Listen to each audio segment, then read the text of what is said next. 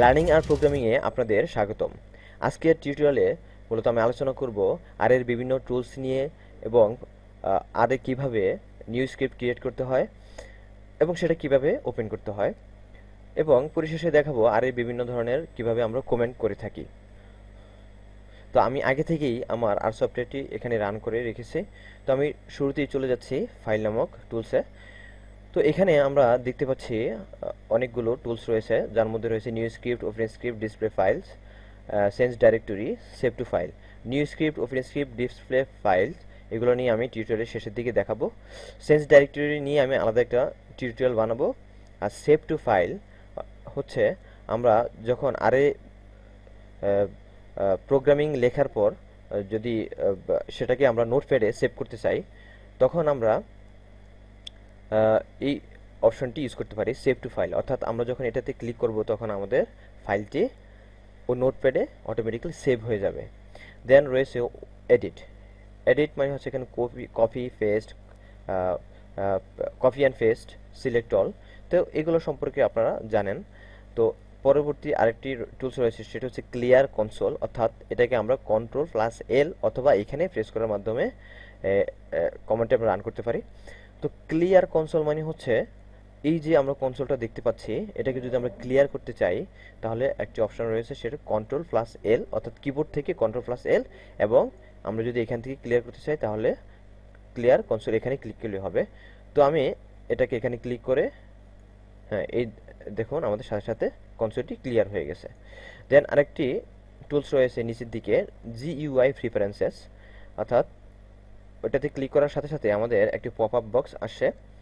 তো এটা নিয়ে আপনারা ঘাটাঘাটি করে শিখে নেবেন। তো এর মধ্যে একটি রয়েছে সাইজ। অর্থাৎ আমাদের কনসোলের মধ্যে যে আর্টিকেলগুলো রয়েছে সেগুলোর সাইজ হবে 10। যদি আমরা সেটাকে বাড়িয়ে নিতে চাই, ধরুন আমরা এখানে 12 লিখলাম। 12 লেখার পর আমরা অ্যাপ্লাই দেওয়ার পর ওকে ক্লিক করলাম, তাহলে আমাদের এখন যেই ফন্টগুলো আসবে সেগুলা 12 সাইজের হয়ে আসবে। দেন আরেকটি অপশন রয়েছে টুলস, এটা খুব ইম্পর্টেন্ট না। দেন মিসেলেনিয়াস, এর মধ্যে রয়েছে লিস্ট অবজেক্ট এবং রিমুভ অল অবজেক্টস। এই দুটি অবজেক্টস নিয়ে আমি, অথবা ফাংশন আমরা বলতে পারি, দুটি ফাংশন নিয়ে আমি নেক্সট টিউটোরিয়ালে আলোচনা করব। দেন রয়েছে প্যাকেজেস, এটা মোস্ট ইম্পর্ট্যান্ট একটা টুলস। তো প্যাকেজেস হচ্ছে আর এর মধ্যে বিভিন্ন ধরনের ডাটা অ্যানালাইসিস করার জন্য আমরা এই প্যাকেজেসগুলো ব্যবহার করে থাকি। তো আর এর মধ্যে, অর্থাৎ আমাদের আর এর যে সফটওয়্যারটি রয়েছে এর মধ্যে কিছু বিল্ট ইন প্যাকেজ রয়েছে। সেগুলো হচ্ছে, আমরা যদি এই লোড প্যাকেজ এখানে ক্লিক করি তাহলে আমরা একটা পপ আপ বক্স দেখতে পাচ্ছি। এখানেই আমরা বেস, বুট, ক্লাস্টার, কোড টুলস দেখতে পাচ্ছি। এগুলো হচ্ছে এক একটা প্যাকেজ, হ্যাঁ। এবং এগুলো আমরা কি করি, আর এর বিভিন্ন ধরনের ডেটা অ্যানালাইসিস করার ক্ষেত্রে আমরা ব্যবহার করে থাকি।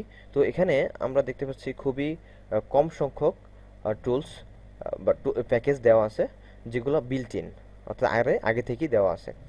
তো আসলে আরও অনেক প্যাকেজ রয়েছে, মোর দেন 6500, অর্থাৎ 6500-এর উপরেও প্যাকেজ রয়েছে। অর্থাৎ আমার প্রয়োজনীয় যে প্যাকেজ, সেই প্যাকেজটি যদি এর মধ্যে না থাকে তখন আমি কি করব? তখন আমাকে যেটা করতে হবে সেটা হচ্ছে এই যে install packages from local zip files, এখানে ক্লিক করে আমাকে আর এর প্যাকেজটা ইনস্টল করে নিতে হবে। সেটা আমি কোথায় পাবো? সেটা পাবো আর এর যে অফিসিয়াল পেজ, সেখান থেকে প্যাকেজ নামক একটি মেনু রয়েছে, সেখানে গিয়ে আমি প্যাকেজ ডাউনলোড করে নিব, আমার প্রয়োজনীয় যে প্যাকেজ সেটা, এবং জিপ হিসেবে ডাউনলোড করব অবশ্যই।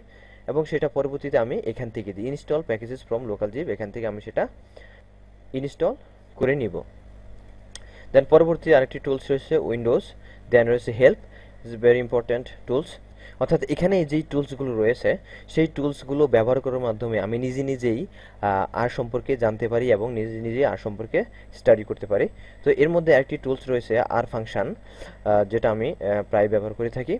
সেটা হচ্ছে, ধরুন আপনি আর এর একটি ফাংশন বুঝতেছেন না। ফাংশনটি যদি আমি এখানে লিখি যখন আমি ওকে ক্লিক করব, তখন সেই ফাংশন সম্পর্কে বিস্তৃত আমি অনেক কিছু দেখতে পাবো এবং সেখান থেকে আমি নিজেই ঘাটাঘাটি করে আমি সব কিছু শিখতে পারবো। তো এই হচ্ছে হেল্পের কাজ। তো আমি এখন চলে যাচ্ছি ফাইল, দেন নিউ স্ক্রিপ্ট। হ্যাঁ, তো আমি আমার কাজের সুবিধার্থে আমি আর এডিটরটাকে আমি বামে এবং আর কনসোলটাকে আমি ডানে সাজিয়েছি, এটা আমার কাজের সুবিধার্থে। তো প্রথমে আমি আর এডিটরটাকে সেভ করে নিই, সেভ অ্যাজ। ধরুন আমি লিখলাম টেস্ট ফাইল এবং অবশ্যই ডট আর এই এক্সটেনশনে আমাকে এটা সেভ করতে হবে। তো আমি এটা সেভ করব আমার ডেস্কটপে। তো আমি আর এডিটরকে প্রথমেই সেভ করে নিলাম। আমরা প্রোগ্রামিং আরে যখন প্রোগ্রামিং করি তখন আমরা দুইভাবেই প্রোগ্রামিং করতে পারি, ওটা হচ্ছে আর এডিটর এবং আর কনসোল। তো আমি আর কনসোলে আমি সাধারণত ছোটোখাটো যে ভেক্টর ম্যাট্রিক্স এগুলো আমি সহজেই এখানে ক্রিয়েট করতে পারি এবং রান করতে পারি। বাট যখন আমি বড় বড় ফাংশন করতে যাব তখন যদি আমার ওই ফাংশনের মধ্যে সামান্য যদি ভুল হয় তাহলে আমার পুরো ফাংশনটি অর্থাৎ প্রোগ্রামিংটি আমার নষ্ট হয়ে যেতে পারে। সেজন্য আমি যেটা করব যে বড় বড় যে ফাংশনগুলো আছে সেগুলো আমি আর এডিটরে ক্রিয়েট করব এবং পরবর্তীতে সেটা আমি আর কনসোলে রান করব। তো শুধু লার্জ যে ফাংশনগুলো রয়েছে সেগুলো না, সব প্রোগ্রামিংয়েই আমি আর এডিটরে লিখব এবং সেটাকে আর কনসোলে পরবর্তীতে রান করব।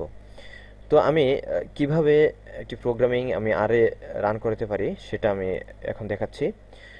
ধরুন প্রথমেই আমি একটা কন্টেন্ট লিখে দেখাচ্ছি।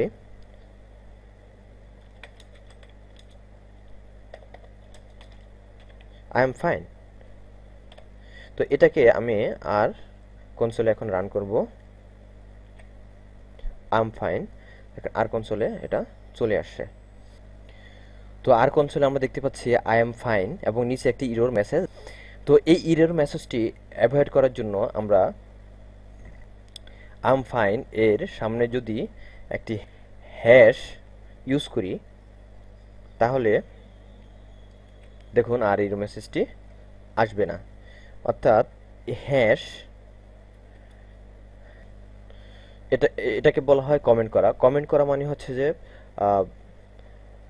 নোট করা, অর্থাৎ অন্যান্য প্রোগ্রামিংয়ের মতো, অন্যান্য সকল ধরনের প্রোগ্রামিংয়ের মতো আরও কমেন্ট করার ব্যবস্থা রয়েছে, সেটা হচ্ছে হ্যাশ। ধরুন 2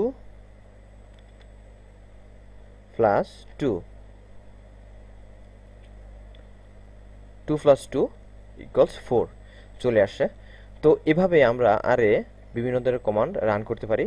ও একটা কথা বলে নেই, এই কমান্ডটিকে কিভাবে আর কনসোলে রান করাবো সেটা আমরা এখান থেকে রান লাইন অর সিলেকশন, অথবা আমরা এখানে লেফট বাটনে আমরা মাউসের লেফট বাটনে ক্লিক করার পরে আমি এখানে একটি পপআপ বক্স দেখতে পাবো, তার মধ্যে প্রথমেই রান লাইন অর সিলেকশন।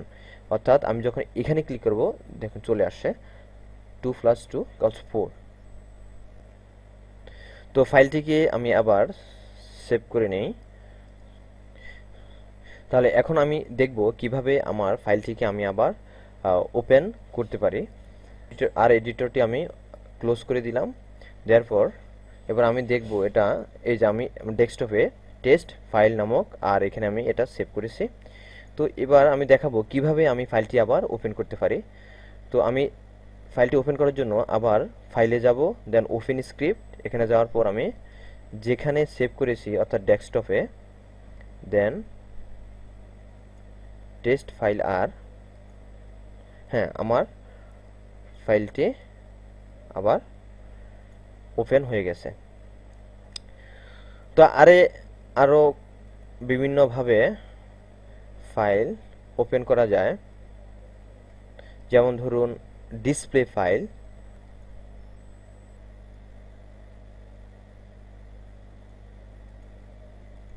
হ্যাঁ, তাহলে ওপেন ফাইল এবং ডিসপ্লে ফাইলের মধ্যে যে ডিফারেন্সটা সেটা হচ্ছে আমাদের আগে যে ফাইলটি ছিল, এখানে খেয়াল করে দেখুন যে ডিসপ্লে ফাইল আর এটা হচ্ছে ওপেন ফাইলের মধ্যে যে ডিফারেন্সটা, সেটা হচ্ছে ডিসপ্লে ফাইলে আমরা কিন্তু আর এডিট করতে পারবো না। ডিসপ্লে ফাইলে আমরা আর এডিট করার কোনো অপশন নেই, বাট আর এডিটরে অর্থাৎ ওপেন ফাইলের মাধ্যমে যেই আর এডিটরটা ওপেন করছি সেটা আমাদের এখানে এডিট করার অপশান রয়েছে। তো এই হচ্ছে মূলত আজকের টিউটোরিয়াল।